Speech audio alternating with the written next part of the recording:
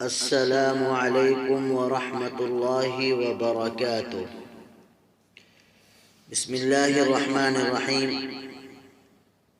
سلسلہ کلام چل رہا ہے ہمارے اکابرین یعنی ہمارے علماء اور ان کے احوال۔ جی احباب الکرام، آئیے آج آپ کو ہمارے علماء خواتین کے متعلق آپ کو ایک عجیب واقعہ آپ کے سامنے رکھتا ہوں۔ دل کے کان سے سنیں اور رجوع اللہ کریں، اپنے لیے بھی اپنے خواتین کے لیے بھی۔ اللہ تعالیٰ نے ہمیں کیسی کیسی ہستیاں عطا فرمائیں اور ہم خوش نصیب ہیں کہ اللہ تعالیٰ نے اپنے نبی صلی اللہ علیہ وسلم کے صدقے ہمیں ان ہستیوں سے ہماری نسبت پیدا کی۔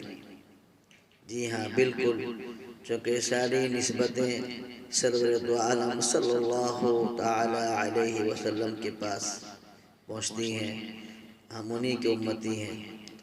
آئیے تو گفتگو طویل ہو رہی ہے، قصہ شروع کرتے ہیں۔ امام ربیعۃ الرائی استاد مالک و خواجہ حسن بصری رحمہ اللہ، ٹھیک ہے، استاد کس کے ہیں؟ خواجہ حسن بصری کے والد امام ربیعۃ الرائی استاد امام مالک خواجہ حسن بصری کے والد فروخ خلافت بنی امیہ کے عہد لشکر میں ملازم تھے۔ جس زمانے میں امام ممدوح اپنی والدہ کے بطن میں تھے، یعنی جن کا تذکرہ ہو رہا ہے وہ ماں کے رحم میں ہے۔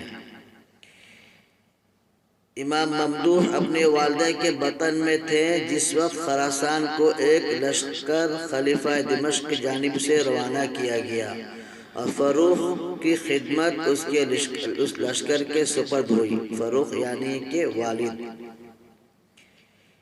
فروخ کی خدمت اس لشکر کے سپرد ہوئی۔ وہ دور اسلامی فتوحات کا دور تھا اور مسلمان فرمانروا یعنی بادشاہت ابر و بحر یعنی زمین اور بحر ہر جگہ پر اسلامی پرچم کے لیے آگے بڑھ رہے تھے۔ فروخ کو خراسانی مہم میں 27 برس لگ گئے۔ فروخ کو خراسانی مہم میں 27 برس لگ گئے۔ جب وہ لوٹے تو جس بچے کو ماں کے پیٹ میں چھوڑ گئے تھے وہ بڑا ہو کر امام وقت بن چکا تھا۔ قصہ مختصر، فروخ لوٹ کر اپنے وطن مدینہ منورہ کو آئے اور گھوڑے پر سوار نیزہ ہاتھ میں لیے گھر پر پہنچے اور نیزے کو دروازے کی اونی سے کھٹکھٹایا۔ ربیعہ نے جو کھٹکا سنا تو دروازہ کھولا اور باہر آئے۔ اگرچہ باپ نے بیٹے کو نہیں پہچانا مگر گھر ان کا تھا۔ دروازہ کھولنے پر بے تکلف اندر جانے لگے۔ ربیعہ کو یہ دیکھ کر وحشت ہوئی اور للکار کر کہا، یا عدو اللہ، تو میرے مکان میں کس طرح گھسا پڑتا ہے، میرے مکان میں کس طرح گھس رہا ہے؟ سپاہی منش یعنی سپاہی مزاج فروخ، جن کی رگوں میں فتح کا جوش تازہ تھا، یہ سن کر پیش آیا اور کہا، خدا کے دشمن، میری حرم سرا میں تیرا کیا کام، یعنی میرے گھر میں تیرا کیا کام؟ ظاہر بات ہے باپ 27 برس کے بعد واپسی ہو رہی ہے اور بیٹا اس وقت جوان۔ غرض بات بڑھی اور لوگ پڑوسی سب جمع ہو گئے۔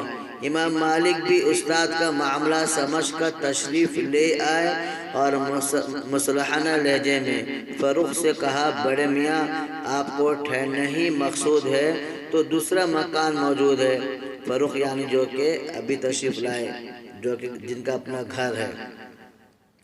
امام صاحب کی نرمی نے فروخ کے دل پر اثر کیا اور کہا، میرا نام فروخ ہے، یہ مکان میرا ہے۔ ربیعہ کی والدہ نے نام سن کر پہچانا اور کہا، یہ تو ربیعہ کے باپ ہیں۔ اب تو باپ بیٹے گلے ملے اور گلے مل کر خوب روئے۔ دلوں کی حرارت جب رونے سے کم ہوئی تو وہ گھر میں آئے اور اندر آ کر پھر جوش محبت میں صاف دل باپ نے بی بی سے پوچھا کہ یہ میرا ہی بیٹا ہے؟ انہوں نے کہا۔ فروخ جب اطمینان سے بیٹھ گئے تو ان کو وہ 30,000 اشرفیاں یاد آئیں جو چلتے وقت بی بی کو دے گئے تھے۔ ان کی نسبت استفسار کیا، پوچھا۔ عقل مند بی بی نے کہا، گھبرائیے نہیں، حفاظت سے رکھی ہیں۔ ربیعۃ الرائے اس عرصے میں مسجد نبوی میں جا کر اپنے حلقہ درس میں متمکن ہو گئے، یعنی پڑھانا شروع کر دیا، جس درس میں امام مالک اور خواجہ حسن بصری شامل تھے۔ تلامذہ یعنی شاگردوں کا یہ ہجوم تھا کہ چاروں طرف سے شیخ کو گھرے ہوئے تھے۔ شیخ کون تھا؟ ربیعۃ الرائے یعنی فروخ کے لڑکے۔ فروخ جو نماز پڑھنے مسجد میں گئے تو وہاں یہ عالم دیکھا اور دیر تک شوق سے اس مجمع کو دیکھتے رہے۔ ربیعہ اس وقت سر جھکائے ہوئے تھے اور سر پر اونچی ٹوپی تھی، اس لیے باپ کو ایک دفعہ پھر بیٹے کو پہچاننے میں دقت ہوئی۔ انہوں نے متعجب ہو کر یعنی حیران ہو کر لوگوں سے پوچھا کہ یہ شیخ کون ہے؟ سامعین نے جواب دیا، ربیعہ ابن عبد الرحمن۔ فروخ کو اس وقت کی مسرت کا اندازہ سوائے عالم الغیب کے کون کر سکتا ہے؟ فطرت مسرت میں ان کی زبان سے بے اختیار نکلا، لقد رفعہ اللہ ابنی، کہ میرے اللہ نے میرے بیٹے کو بلندی عطا فرمائی۔ جب خوش گھر آئے تو بی بی سے یہ سارا ماجرا بیان کیا۔ بی بی نے کہا، آپ کو کیا زیادہ پسند ہے، بیٹے کی یہ شان یا 30,000 اشرفیاں؟ شوہر نے کہا، واللہ میں اس شان کو زیادہ پسند کرتا ہوں۔ بی بی نے کہا، میں نے وہ اشرفیاں ربیعہ کی تعلیم میں صرف کر دی۔ زندہ دل شوہر بولے، واللہ قسم رب کی تم نے وہ مال ضائع نہیں کیا۔ اس واقعے میں یہ امر قابل غور ہے کہ ایک بچہ باپ کی تربیت سے محروم ہو کر ماں کی حفاظت میں رہے اور ماں کے قبضے میں 30,000 اشرفیاں ہوں، پھر اس بچے کو ایسی بیش بہا تعلیم دی جائے کہ اس کے شاگرد دنیا کے نام آور امام ہوں۔ بے شک یہ اسی عہد کی عورتوں کی عقل اور علم دوست ہونے کی دلیل ہے۔ جی ناظرین و احباب کرام، یہ ہے ہمارے دور کے اسلاف۔ صرف مرد نہیں، عورتوں نے بھی وہ مقام عطا کیا ہے، لیکن حسرت اور ندامت کہ ہم ان سب چیزوں سے محروم ہیں۔ نہ ہم نے جستجو کی، نہ ہی ہمارے اندر یہ تمنا پیدا ہوئی کہ ہم اپنے اکابرین کے احوال کو جان سکیں۔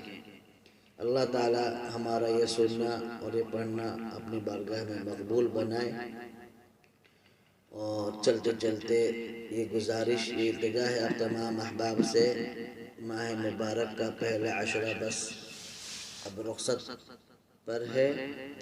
وہ تمام احباب جو واٹس ایپ پہ، فیس بک پہ، سوشل میڈیا پہ، ٹویٹر پہ مشغول ہیں، ان سے التجا ہے ہمت کر کے کوشش کریں، ایسی پوسٹیں جس میں میوزک یا جس میں ہنسی مذاق ہو، وہ تھوڑے دیر کے لیے، کچھ دنوں کے لیے اپنے ہاتھوں کو روک دیں، اس لیے کہ بے شک آپ نے صرف ایک بار پوسٹ کی، اس کے بعد آپ نے شاید ایک ہی بار دیکھا ہو، لیکن جہاں جہاں آپ نے پوسٹ کی وہ پوسٹ جو ہے آپ کے لیے خدا نخواستہ گناہ جاریہ نہ بن جائے، جو دیکھے گا اس کا گناہ آپ کو ملے گا۔ اگر وہ پوسٹ صحیح بھی ہے، یعنی گناہ کے اس میں نہیں بھی آتا ہے، تو ضیاع وقت کا اندیشہ ہے۔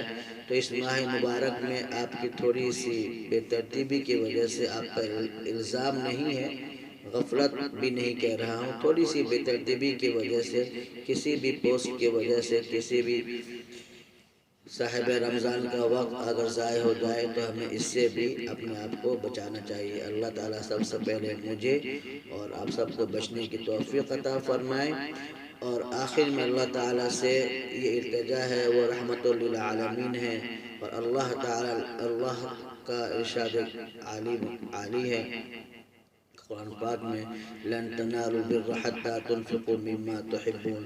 اللہ تعالیٰ نے مومن کی ایک خصلت اور مومن کے لیے ایک یہ بھی کہا ہے کہ بہترین مومن وہ ہے جو دوسروں کے لیے اپنے لیے جو پسند کرتا ہے وہ دوسروں کے لیے بھی پسند کرے۔ تو ہم اس اسلاف کے اس تذکرہ کو اللہ کی بارگاہ میں رکھتے ہیں اور اللہ سے یہ التجا کرتے ہیں کہ یا اللہ جس طریقے سے آپ ہمیں انشاءاللہ جنت الفردوس میں آپ ہمیں لے کے جائیں گے اور آپ ہمیں یہ مہینہ عطا فرما رہے ہیں، تو ہمارے وہ پڑوسی، ہمارے وہ احباب جو کہ یا اللہ اہل ایمان نہیں ہیں، جن کو ایمان سے جو دور ہیں، آپ سے التجا کرتے ہیں کہ ہمارے ان دوستوں کو بھی اور ہمارے ان بھائی لوگوں کو بھی جن سے ہمارا تعلق ہے اور تعلق رہتا ہے یا کسی نہ کسی بہانے آمنا سامنا ہوتا ہے، آپ کے رحمت میں ہم یا اللہ یہ التجا کرتے ہیں ہمارے ان لوگوں کو بھی ہمارے اہل ایمان میں ان کو شمار کر دے، ان کو بھی ایمان سے نواز دے اور ہم سب کو اور ان کو بھی جو ایمان لے کر آ جائیں حسن خاتمہ کے ساتھ دنیا سے جانے کی سعادت عطا فرمائے، آمین۔ سبحانک اللہم و بحمدک نشہد ان لا الہ الا انت نستغفرک و نتوب الیک۔ السلام علیکم ورحمۃ اللہ وبرکاتہ۔ بسم اللہ الرحمن الرحیم۔ سلسلہ کلام چل رہا ہے ہمارے اکابرین یعنی ہمارے علماء اور ان کے احوال۔ جی احباب الکرام، آئیے آج آپ کو ہمارے علماء خواتین کے متعلق آپ کو ایک عجیب واقعہ آپ کے سامنے رکھتا ہوں۔ دل کے کان سے سنیں اور رجوع اللہ کریں، اپنے لیے بھی اپنے خواتین